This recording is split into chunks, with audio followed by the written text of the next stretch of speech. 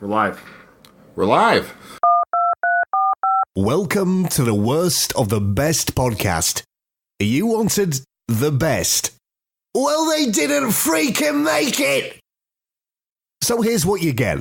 From Canada, Ryan and Ruban.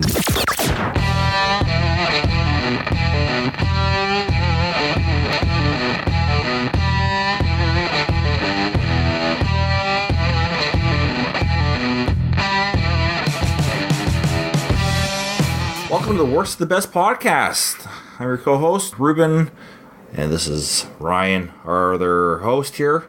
Thank you, Ruben. It's good to be here. I wasn't sure if you're going to say anything. No, I was just thinking, I was just hoping, I noticed that there's a little bit of lag in our live video, which is fine. I'm just hoping that when the dust settles, I don't know why there's a lag, but I'm not too worried about it. Nobody watches anyways. We're getting good audio. That's all that matters. All right.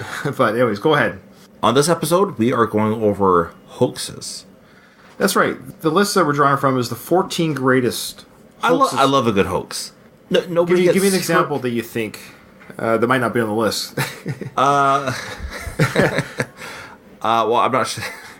Well, go ahead. Okay, well, for the record, apparently I'm supposed to read the list. We weren't going to bring this up on the air, but fine. Yeah, Ruben. But I thought he was asking me to go in blind. My reading comprehension is off.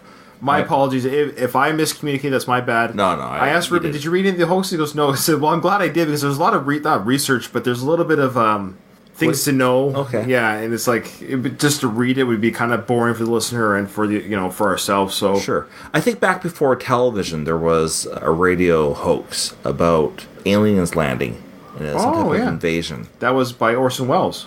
Was that who did it? Yeah, Orson Welles. That was the War of the Worlds. He gave like an audio you can Google that. It's on YouTube. Yeah, he talked about the aliens have landed, they destroyed the White House. He gave such a dramatic, Orson Welles gave such a dramatic presentation, people thought it was real. There was a real panic. It's hilarious. Love it. But we're going to talk about that, and this is actually important. To be fair, we just had an episode about Trump, and one of the things that he likes to say is fake news. He's not wrong. What I mean by that is that the people, the public, the masses, and through no fault of their own, they can be tricked by false news. They can be tricked by false claims. Absolutely. Because it can sound believable. It can make sense. And so they grab onto it and think, until someone says, no, we're just joking, or until maybe a conspiracy theorist comes by and says, no, this is what's happened, truthers, or whatever you want to call them. So that kind of falls into, when we get to these hoaxes, ladies and gentlemen, you'll say to yourself, well, I can't believe people fell for it. Is it so crazy to think that people fell for the alien invasion? No, I'd love for that to happen. So that Orson Welles one wasn't part of this list, so that's a great example. So here we go. The 14 greatest hoaxes of all time. This episode actually might come out near April Fool's Day, so it's only apropos that we speak about how April Fool's Day didn't get its name. This one's going to be a little bit of me reading, because I think it's just easier to read, and there's no video of this. We're going to be utilizing YouTube today, so for those who are watching us live, it's really advantageous to watch this episode live, but if you're not, we'll try to describe what we're seeing as we're playing the videos. Okay. So Joseph Boskin would tell you the origins of April Fools are murky. In fact, the Boston University professor and pulp culture historian was trying to say just that in a 1983 interview with reporter Fred Bales. Okay, so this Boston University professor, was being interviewed for whatever reason by Fred Bales, a reporter. It was a 1983 interview. I couldn't find any video footage of this, unfortunately. But essentially, the guy asked Bales, hey, how did April Fool's start? So this was before Wikipedia. Sure. Before Google, people could just kind of Google it. Now, the average person, probably even today, if I asked you, how did April Fool's start? I have no idea. Exactly. Okay. This reporter didn't know either, so he'd asked the professor, hey, how did it start? So off the top of his head, Boskin began regaling Bales with a tale from the days when Constantine ruled Rome. Jesters, he said, petitioned the emperor to allow one of their own the chance to rule for just one day. I've heard this before. Okay, so on April 1st, Constantine relented. A jester, King Kugel, and Boskin named him for the Jewish pudding dish, took over and proclaimed that April 1st would always serve as 24 hours of silliness. So this professor just rattled this off at the top of his head, and he purposely made the story so absurd that he figured the reporter would have to catch on. But no dice. The reporter treated it like it was real and reported such AP, the Associated Press. Yeah. Once the truth was out, the AP, of course, was predictably embarrassed, but the story has a happy ending. Bales, no longer an eager reporter, is now a professor of journalism himself at BU, where he can speak from personal experience about the media's gullibility. So lesson learned. Well, yeah. So even the media gets tricked by lies. And so sometimes it's not the media telling the lies. The media is reporting the lies they've been told. Sure. So sometimes it's not just fake news or Fox News or faux news or CNN. They're only able to tell what they're being told. Sure. This one's kind of fun. This is called The Birth of the Bathtub. See, it's kind of the same idea as April 1st. Did you know, Ruben, that the bathtub was born on December 20th? I did not know that. So it's on this calendar. It's just another winter day, but it's actually, that's best known for not being Christmas. But in 1917, writer H.L. Mencken set out to change that. So when the readers of the New York Evening Mail, a very up-to-date paper, when they opened the paper in late December, they found an 1,800-word essay by Mencken. It's called The Neglected Anniversary. Okay? And what this anniversary was about is it was detailing the arrival of the bathtub in the United States. Wow. And Mencken meticulously cataloged the tub's rocky debut in 1842, explaining how the bathroom fad had caught on only after Mildred Fillmore installed one into the White House. And by the 20th century, Mencken explained the momentous anniversary had fallen into obscurity. Quote, "Not a plumber filed a salute," he lamented. "Not a governor proclaimed a prayer." Readers had good reason to believe that this was not made up because it was in the Evening Mail. Because it was printed in this mail, but learned journalists and people who spot these things said, "Whoa, this is not right. This is not true." And he eventually admitted that he did set the record straight. But his efforts, even though he said this is a joke, his efforts were futile. People were more interested in hearing about President Fillmore's tub than hearing the truth. I believe that. Think about what that means for a second, i.e. flat earthers. Even it doesn't matter what kind of evidence you have. It's more fun to believe in Santa Claus sometimes, and that's fine. There's no harm in this. Ruben, you mentioned at the beginning of the show that hoaxes in this way. There's no one got hurt. Yeah, sure. Maybe your pride, maybe that you were gullible, got tricked, but no real person got injured or hurt. Yeah. Okay. Now That's kind of fun. Yeah, it's a fun one. Yeah. He wrote an 1,800-word essay detailing how the bathtub became popular. There's nothing I have said or done, written, that will ever catch on. they'll ever catch on. Yeah. I know. So, Ruben, have you ever heard of the Pilton Man? I have not. Okay.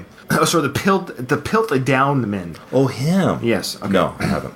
What this was is, in 1912, an amateur geologist and archaeologist named Charles Dawson found a skull. And the skull he pulled from a gravel pit in Pilton, England, seemed at the time conclusively fit the part of the missing link of Neanderthal the man, whatever that link was. So there was that missing link in the evolutionary chart that was missing. Okay. This skull was that missing link. Okay. Now we're just going to listen to a little video about this because I think it explains it just as well, if not better than what I just did. It is right. In England in 1911, there was a hugely effective hoax involving a skull called the Piltdown Man. For a hot minute, or actually 40 years, it was the most famous skull in the world because people thought it was the missing fossil link between humans and apes. It wasn't until 1953 that things got real embarrassing for all the scientists involved. A paleontologist thought that the jaw and skull seemed a little strange, so he performed a fluorine test on the different parts of the fossil and learned that, whoops, that is the jaw of an orangutan, and that is the skull of a human. Turns out the pieces were purposefully put together, presumably by Charles Dawson, the archaeologist who found it. Reputations were tarnished, outrage throughout the land. That sneaky bastard. Wow, that's hilarious. So this guy took different parts of bones to create like a man-ape jawline and face. Wow. That's pretty gutsy. That's a hoax. He fooled people for a long time until people were able to run tests that... Was it a hoax done for the purpose of gotcha, or the hoax to further his career? Good question. But this is for close to 40 years. So, like, he would have gone down to the grave with this. Oh, we don't know. Dawson was the prime suspect because he found the skull. Oh, yeah, that's probably... But there are some who think it might have been Sir Arthur Conan Doyle who did it, the author of Sherlock Holmes, because not only was Conan Doyle a member of Dawson's Archaeological Society and a frequent visitor to Pilton's site, he hinted in his novel The Lost World that faking bones is no tougher than forging a photograph, the ultimate smoking gun. Interesting. So they could have collaborated too. And so there it was in plain sight that there was a joke the whole time. Hilarious. Love it. Again, no one got hurt except for people's pride to believe in it. All right. So the next one. This one's great. Italy's secret pasta gardens. I've heard of this, yeah. So where does spaghetti come from, Ruben? Well, in April 1st, 1957, the BBC news program Panorama tackled the question with a segment about a Swiss town's robust spaghetti crop brought on by a warm spring and the disappearance of the spaghetti weevil. Oh. Now, I found some footage of that BBC coverage. I've seen the footage. It's great. Okay. But what, you may ask, has the early and welcome arrival of bees and blossom to do with food? Well, it's simply that the past winter, one of the mildest in living memory, has had its effect in other ways as well. Most important of all, it's resulted in an exceptionally heavy spaghetti crop. The last 2 weeks of March are an anxious time for the spaghetti farmer. There's always the chance of a late frost, which, while not entirely ruining the crop, generally impairs the flavor and makes it difficult for him to obtain top prices in world markets. But now these dangers are over, and the spaghetti harvest goes forward. I love it. Spaghetti cultivation here in... What I love is you got people actually playing the role. Sure. Just pick it like you would pick apples off a tree. Yeah. And they're keeping straight faces. Like, this is 1950s. I kind of like seeing... I know it sounds trite, but I like seeing the sense of humor. Sure, absolutely. In the 1950s. Yeah. Like, this is like almost like a Saturday Night Live skit. Yeah. It just shows you that humans have been funny and silly for a long time. Yeah, ever since Constantine. Ever since Constantine. With, King Kegel? King Krugel. Oh, Krugel. The Jewish pudding. In Switzerland is not, of course, carried out on anything like the tremendous scale of the Italian industry. Many of you, I'm sure, will have seen pictures of the vast spaghetti plantations in the Po Valley. For the Swiss, however, It's like laying it out in the basket. Yeah. All right, so for those who are listening to this on iTunes and are not seeing first come to Facebook and our YouTube channel where these videos can be found, so you can see Ruben and I on our beautiful podcast faces, see the videos that we're talking about. For those who just can't handle live shows, which I understand, you actually see noodles hanging from a tree. Perfect. And these noodles are being picked like you would an apple off a tree, and they're laying the noodles flat in the basket, ready to be cooked. How else would you do it? It's the only way to when you're picking noodles, lay them flat in the basket as shown in this video. The next one. So this one here is kind of interesting. I don't think I've got do I have a video on this? Stand by. I don't have a video on this. Let me just get into it. Everyone knows you can't judge a book by its cover, but the aphorism got an extra dose of validity in 1969 when Penelope Ash, a bored Long Island housewife, wrote the trashy sensation Naked Came the Stranger. Wow. So, and she did a book tour. A real person did this book tour. I was trying to find video or any kind of radio interviews. Okay. But this did happen. This female named Penelope Ash went on tour with this book in hand promoting the book. So this is not a hoax. This did happen. Okay. But this is very Andy Kaufman. Okay. So she's doing this. So she appeared on talk shows. I couldn't find any video and made the bookstore rounds. But Ash wasn't what her book jacket claimed. The author herself was fictional as the novel she supposedly wrote. Okay. And both were the work of Mike McGrady, a Newsday columnist, disgusted with the lurid state of the modern bestseller at the time. So instead of complaining, he decided to expose the problem by writing a book of zero redeeming social value and even less literary merit. So he enlisted 24 of his Newsday colleagues, and they all chipped in and wrote short stories and chapters for this book.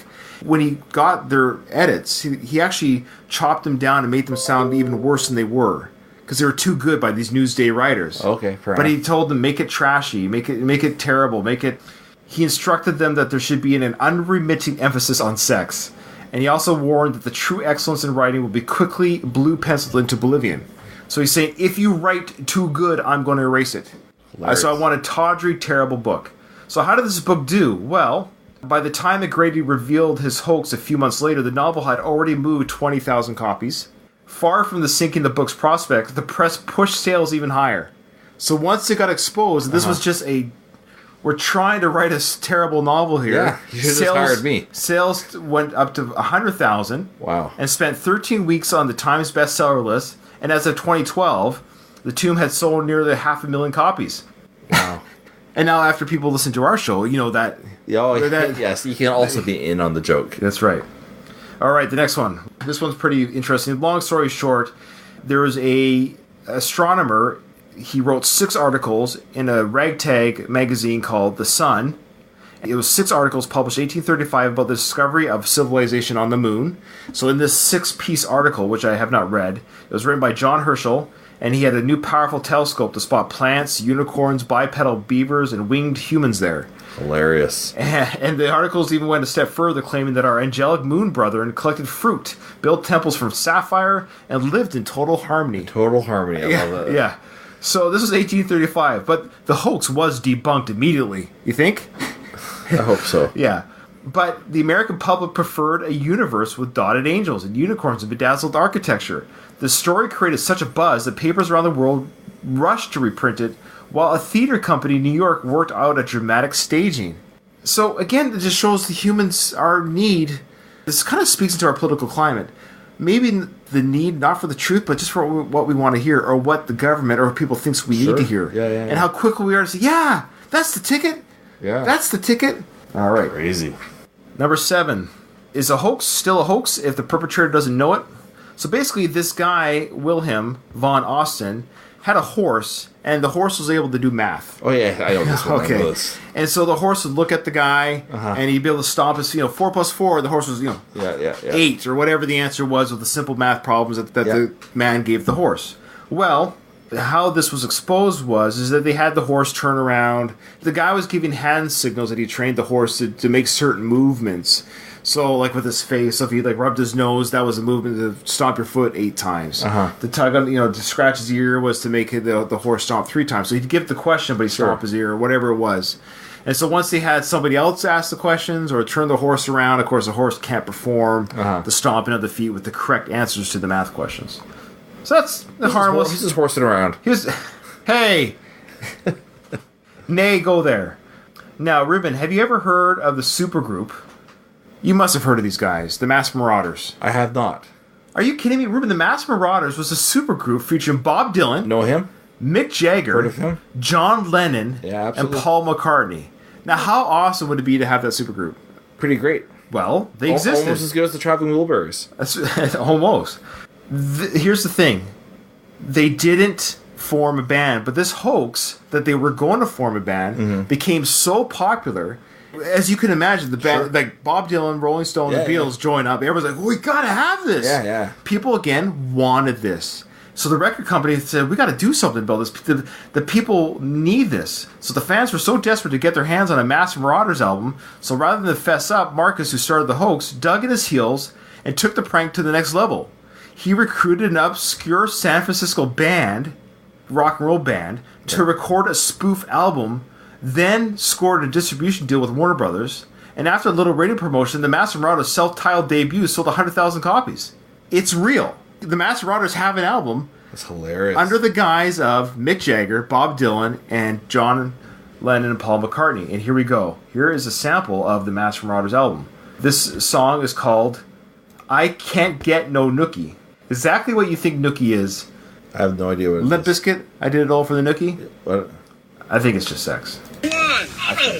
But here we go, the Masked Marauders. Take 2. Oh, you're looking.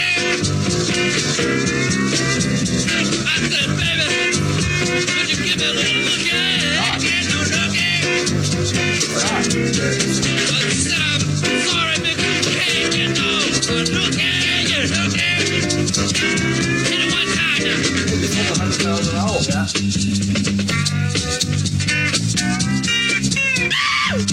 There should be a cover band. There should be a cover band for the Masked Marauders. Yes. That's awesome.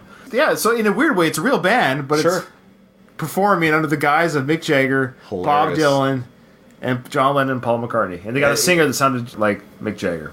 All right, here we go. The Virginia Wolf ships out. So on this one here, it was in 1910, the HMS Dreadnought was the fiercest, strongest ship in the Royal Navy.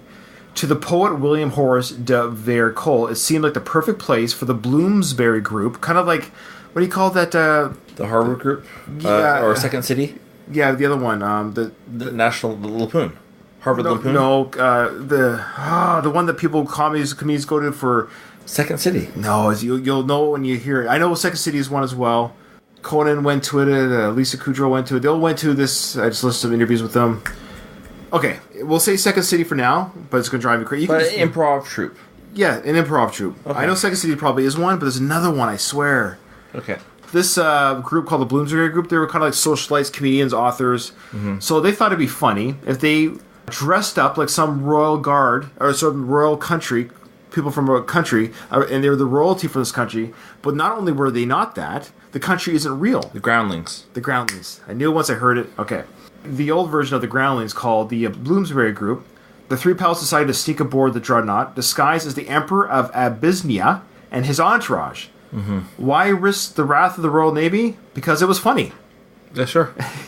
They thought it would be funny. Yeah. So the group sent a phony telegram, almost like an email, right? Sent a phony telegram to the ship's commander, letting him know that a delegation was en route at that moment. And then they simply showed up on the ship. They arrived. Said, we're on our way for the royal delegation from Abyssinia. We are here. And so amazingly worked, dressed in caftans, turbans, and gold chains, and with faces painted black. Hey now. Hey now. The Abyssinians were welcome aboard the dreadnought with an honor guard, a red carpet, and a naval band. Hilarious. Hilarious. Despite the unintentionally amateurish costumes, including at least one mustache that began falling off in the rain, the Abyssinians stayed in character for the entire tour, and when they spoke, it was either to exclaim, bunga bunga, in excitement, or ramble in an invented language of Latin, Swahili, and gobbledygook. At one point, they were forced to decline a meal, relaying through Stephen, who was acting as a translator, that the food had not been prepared to their specifications. In reality, they just didn't want to eat because they were afraid their makeup would come off. Hilarious. So the tour ended without the crew suspecting a thing, but then reporters got wind of it, and of course, investigation happened. There is no country of Abyssinia. Yeah. The British papers had a field day with the story. Sailors were heckled with cries of bunga bunga in the streets, and King Edward himself made his displeasure with the incident known. In the face of such humiliation, the Navy was forced to take action. According to contemporary accounts, the Navy got its revenge by caning two of the male hoaxers. Caning? They got caned. Brutal. They got beaten. Wow. Caned? Yeah, but Woolf, Virginia Woolf, the female, was spared the lash because she was a woman. Hey, what about equal rights? Even though a lady's mere presence on the ship was one of the greatest sources of the Navy's embarrassment, because this was the time that women did not come on board a ship. Yeah. So it was a combination of the hoax, they were tricked, and they had a woman on board. It sounds like they're probably pretty upset about the blackfacing. They were more upset about the blackface, yes. They weren't. Eventually, though, the Royal Navy has developed a sense of humor about the event.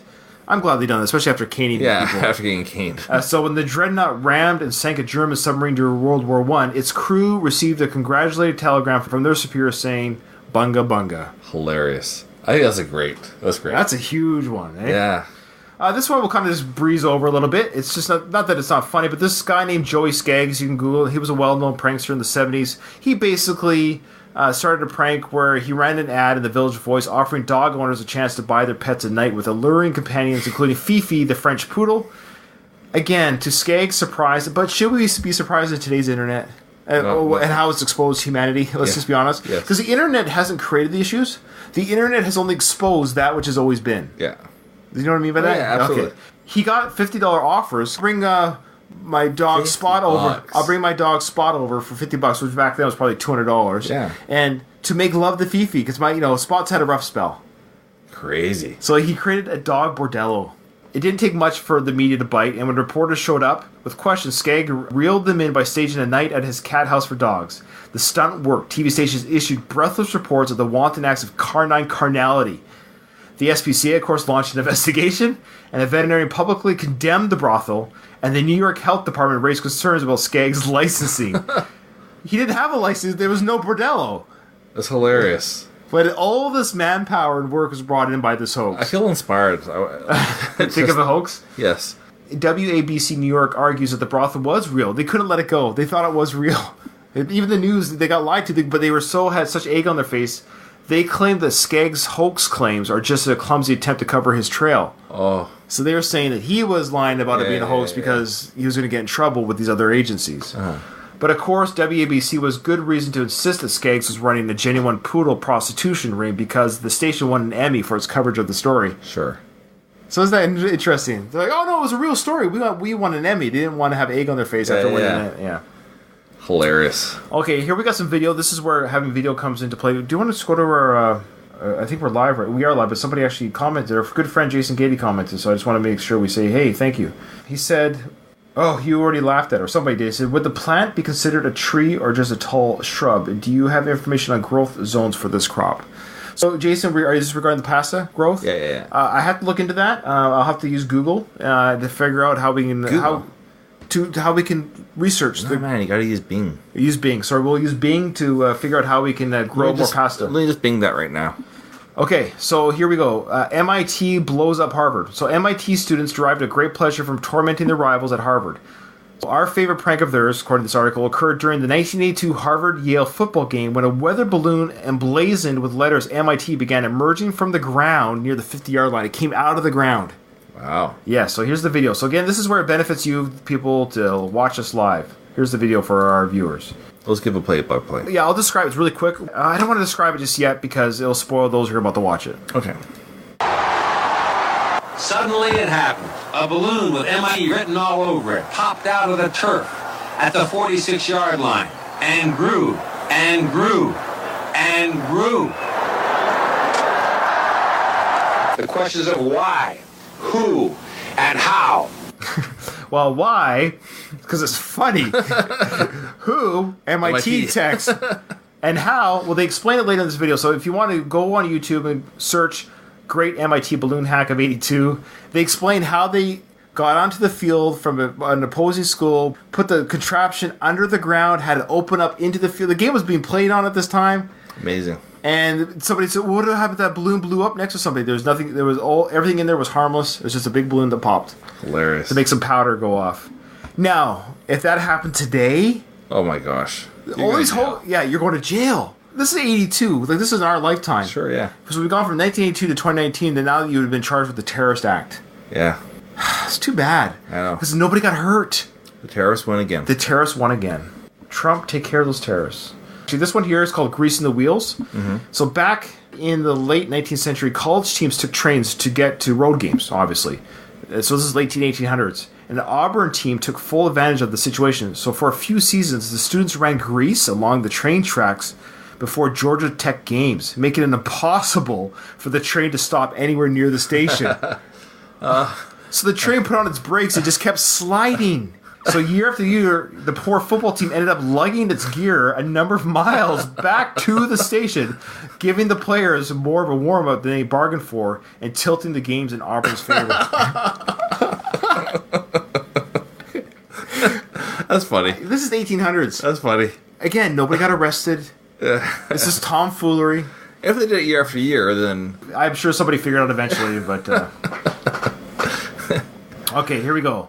Another video one. Here we go. Tricking opposing fans, another football game, into holding up placards that spell out a hidden message is a prank older than time.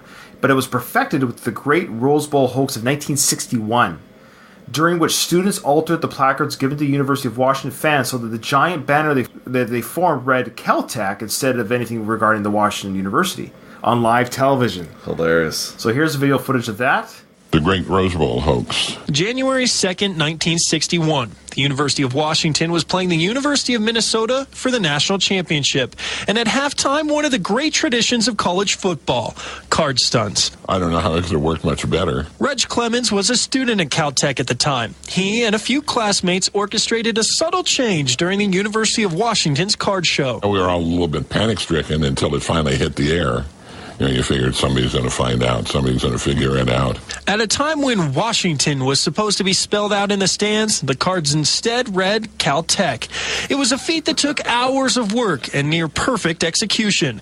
Clemens and a friend had to break into the dorm housing Washington's cheerleaders and change thousands of index cards with directions on them. Just getting by with the whole thing is just amazing. This is a picture Reg Clemens was able to take from his TV screen. The Caltech prank made national news. I have a suit box in the other room full of clippings that relatives sent from all over the country. The Caltech prank. And though he doesn't watch the Rose Bowl much anymore, Reg Clemens says what he did at that game is something he'll never forget. We were all definitely proud of it.